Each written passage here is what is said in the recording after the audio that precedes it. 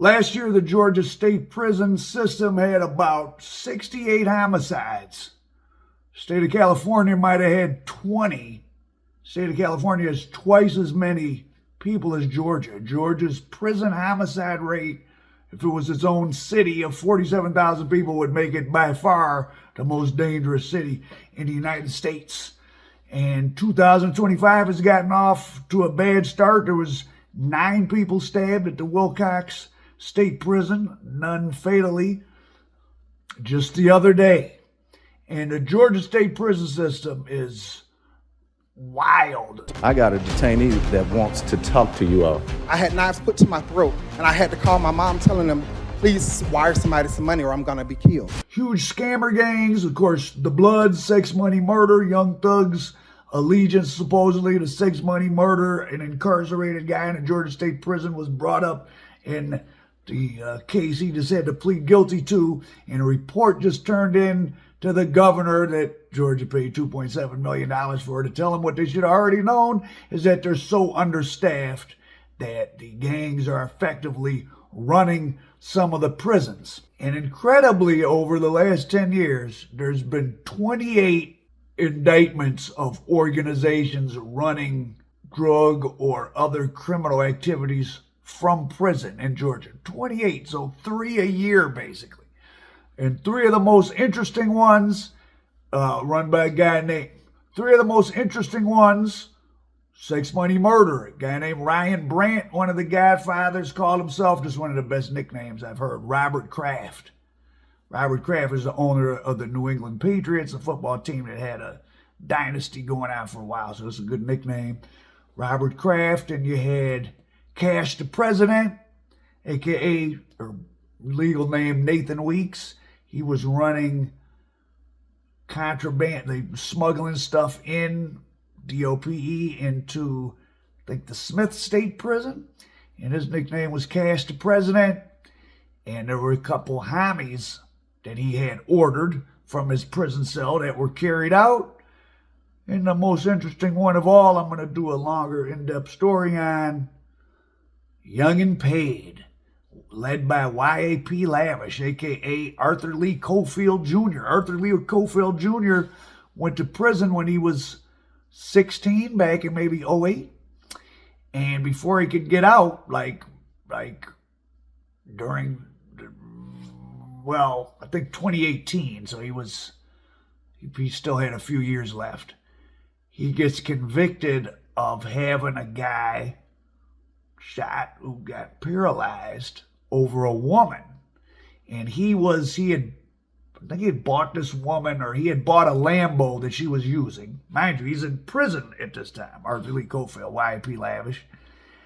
And he had her in a expensive condo living because he had hit all these $1 million licks from prison. Chief amongst them, he was able to pose as this billionaire and pull out $11 million from a Charles Schwab account, use that to buy a bunch of gold coins that were then sold for cash, and he bought a $4.4 million mansion in Buckhead from his jail cell. And he was doing this, as a matter of fact, the last scam, the $11 million one, was from a cell in the Georgia Supermax, where he was still able to get cell phones, which show you how poorly staffed, let's just say, the Georgia State prison system must be. He was in the Supermax because he had been convicted of that, getting the guy shot in 2018. The guy was the love interest rival of this girl that he had in the luxury condo, driving the Lambo. She was probably doing work for him too, I would imagine, helping him scam. So he had already been convicted of that and stuck in the Supermax, and he still pulled off the $11 million scam. So he was rich before the scam, and he hit you see that a lot in these criminal cases. Dealers to get under indictment, or people to go to prison, they become bigger after they get indicted, or while they're indicted, or while they're in the joint. Because when you're in prison, you got nothing to do but focus on your criminal activities. And if now with cell phones, if you're able to communicate, it's it's the best place to be, I guess. Read, do push-ups, and make money. And here, new at 6, allegations that an in-prison gang sold drugs, cell phones, even luxury clothing inside of a Georgia prison. The indictment also spells out how the gang tried to have a guard killed, but sent the hitman to the wrong address.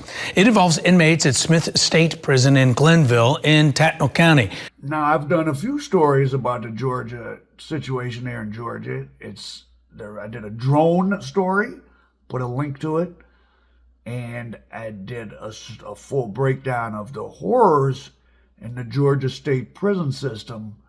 And you should revisit that story. If you have loved ones in the Georgia prison system or any prison system, but especially down south, where a lot of the prison systems are falling apart, check on them. Call the prison where they're at. See what's going on, or make sure if you don't hear from them, try to go visit them. People that are forgotten are the ones that get preyed upon. So check on your loved ones. But I'm going to break down more on the Yves Saint Laurent and the Young and Paid, especially Arthur Cofield Jr. case. I'm working on that now. But a man in prison was able to steal $11 million by impersonating billionaires, and it actually worked while he was at a maximum security prison in the state of Georgia. You won't believe this. Put up his picture full mass here. According to the allegation, authorities believe that man on the left, Arthur Lee Cofield Jr., impersonated the man on the right. Why did the state of Georgia have to pay $2.7 million to get a report about what's going on in their prisons? Like, aren't they getting reports from all the people they get paid to supervise the wardens? Business consulting is where a lot of money is wasted in the government, and but it also shows you, I guess, if all the people you have running the prison system are incompetent, you have to get consultants. And the Department of Justice, the federal Department of Justice, had been looking into all the things that are documented in the report I referenced in the story on the Georgia State prison system, link below. So they were probably going to come in and do a consent decree. So that's where the Department of Justice works with usually a police department or some other criminal justice, like a state prison system, and says, well, here's all the things that's wrong. We won't force you to fix them, but here's a list of things you got to fix, and we're going to have like someone to observe and oversee and make sure you do it. And if you do it, then we won't actually hit you with any fines and we won't take it over. But Trump, one of the things he did on his first day, he stopped the consent decrees with various cities like Louisville, Minneapolis, that had been going on, Memphis. And consent decrees are a powerful tool to clean up police departments. Detroit had several, and it did fix some problems. And, it came and it ended. Like, there was a lot of people dying in the lockups in Detroit. Detroit Police Department, along with Washington, D.C., were the cities with the two highest rates of unaliving residents by the police. So it's not white cities unaliving black people. You see that on the news when it happens, but the drivers of most of the homicides of police on residents are black police and predominantly black cities like Detroit and DC. Another story. But so all the consent decrees are stopping, so there won't be one in Georgia.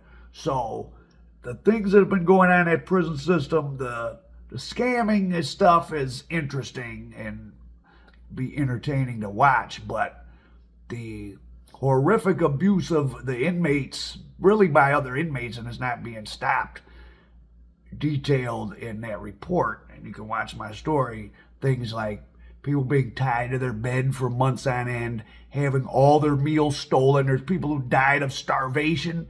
There was a guy that had human bite marks on him as if he was being bitten by his cellmate over and over while tied to his bed. Several people died, like I said, of starvation. People whose bones were broken and had healed on their own, and so their body was crooked. Just horrible things. But 2025 started with a bang. 2024 was the most violent and deadly year in the Georgia prison system. 68 homicides that we know of with only 47,000 inmates. And there were like maybe 15 20 OD deaths. There was only 2 ODs in 2018 for the whole prison system. There's more than 2 in each prison now there. So check on your people. Al Prophet, American Dope, Young and Paid, coming ASAP.